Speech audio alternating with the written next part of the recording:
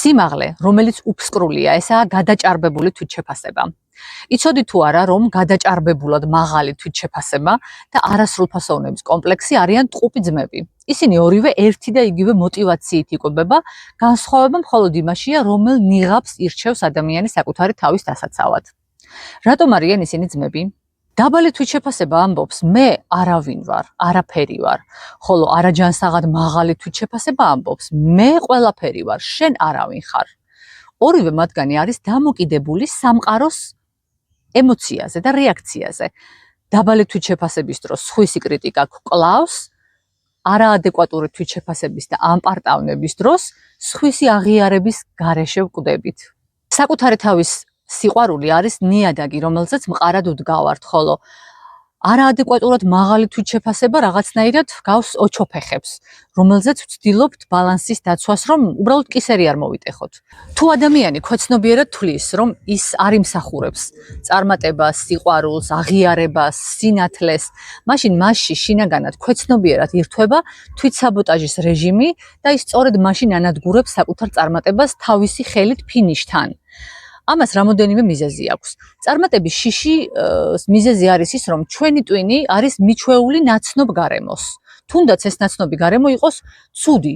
წარმატება ნიშნავს ცვლილებას, ხოლო ცვლილება ქვეცნობიერისთვის არის რაღაცნაირად უცნობი სივრცე და არის საშიში. ქართული ანდაზაც არის ნათქვამი ძალიან ლაკონიურად, რომ ვთქვათ ესე, რომ შეჩვეული ჭირი ჯობს შეუჩვეულ ხინსო.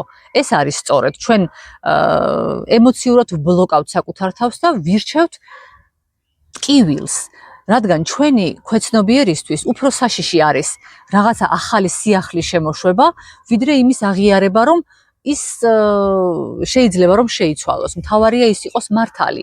ამიტომ საკუთარი ნებით ჩვენ ვბრუნდებით ჩვენთვის კომფორტულ, ასე ვთქვათ, ნაცნობ ემოციურ ჯოჯოხეთში და უარს ვამბობთ წარმატებაზე. ეს შეიძლება ჟღერდეს რაღაცნაირად არალოგიკურად, მაგრამ სინამდვილეში ასე ხდება. ასე ხდება, როცა მარცხი არის ნაცნობი, ჩვენ ვირჩევთ ტკივილს, რომ რაღაცნაირად თითქოს კიდევ ერთხელ დავუმტკიცოთ საკუთარ თავს, რომ აი, მე ნამდვილად უღირსი ვარ და არ შემიძლია წარმატების მიღწევა, არც ვიმსახურებ.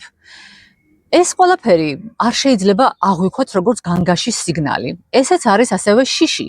ამაზე ჩვენ უკვე არაერთხელ ვისაუბრეთ, რომ შიშთან უნდა ვითანამშრომლოთ. ეს არის ერთადერთი გზა შიშის დასამარცხებლად კი არა, მის რაღაცნაირად მოსათვინიერებლად. ამიტომ რაღაცნაირად გავაცნობიეროთ და ვუთხრათ ამ ჩვენ შიშს, რომ კი, აი ახლაც ხვდები, რომ მე მეშინია და ნებით ვირჩევ, რომ კვლავ განვაგრძო მოქმედება შენი არსებობის მიუხედავად. კიდევ ძალიან მნიშვნელოვნად მეჩვენება წარმატების მიღწევის გზაზეც და საერთოდ ნებისმიერი მიზნის მისაღწევად ერთი რაღაც, რომ როცა რაღაცა დიადი მიზანი გვაქვს, ეს დიდი მიზანი უნდა დავშალოთ პატარ-პატარა ნაწილებად, პატარ-პატარა ნაბიჯებად და ყოველი მიღწეული ნაბიჯის შემდეგ შეგვიძლია რომ გქონდეს უკვე რაღაცა კმაყოფილების მიზეზი და საბაბი, სადაც საკუთარ თავს შევაქებთ და გავამხნევებთ.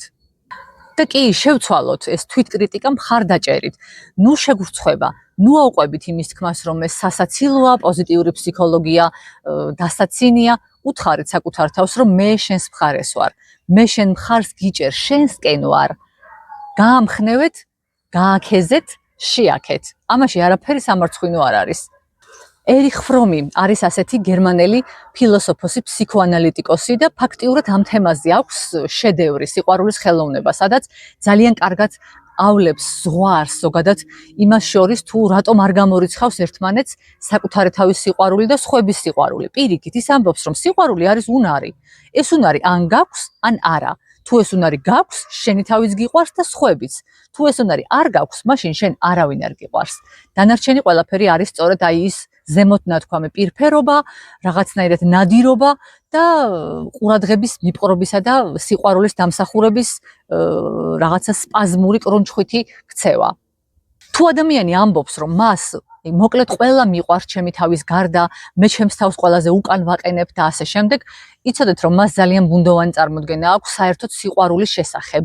ეს შეიძლება ძალიან კატეგორიულ ნათქვამად ჩანდეს, მაგრამ დიახ, ეს არის ის, რასაც იგი გამოხატავს სხვა ადამიანების მიმართ, სინამდვილეში ეს სიყვარული კი არ არის, ეს არის სირცხვილის, დანაშაულის, შიშის, მიჯაჭვულობის და რაღაც ასე შემდეგ ქმედებების ჩამონათვალი, რომელიც შემდეგ იწვევს სწორედ იმას, რომ ადამიანი ელოდება საკუთარი ჩადებული ინვესტიციის დაბრუნებას და თუ ამას ვერ იღებს, არის ნაწყენი, გაბუტული, გაბრაზებული და შეურაცხყოფილიც კი.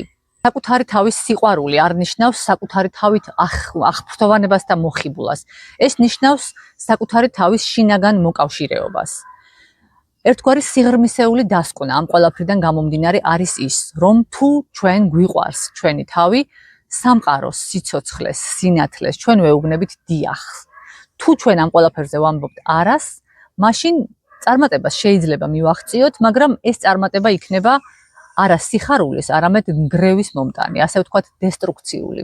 და შემდეგ ვიდეოში აუცილებლად ვისაუბრებთ, რას ნიშნავს დესტრუქციული წარმატება და როგორ ავირიდოთ ის თავიდან ისევ და ისევ საკუთარი თავის სიყვარულის დახმარებით.